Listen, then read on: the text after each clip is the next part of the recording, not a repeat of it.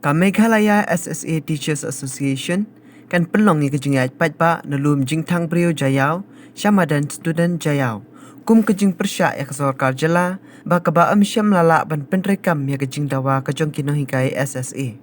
u Presiden Jaka Meghalaya SSA Teachers Association uba Aristotle Rempai ulaong makani kejingai patpa jong kinohikai SSA kan sedang nalum jingthang brio jayau syamadan student hakapor kharwe beje la shai kasngi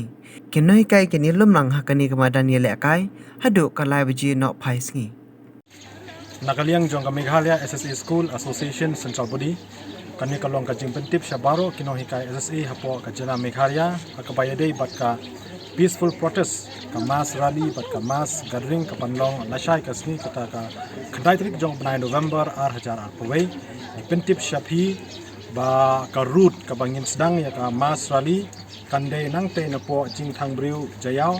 bat ngin yai langba ka Saint Joseph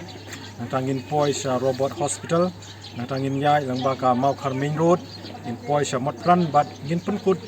hapo madan student bat ngin pentip ru kandon ka meeting hang te hapo madan student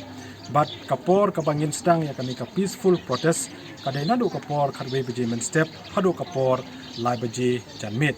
but nakaliang jongi ngi nakentu ya kinohikai SSA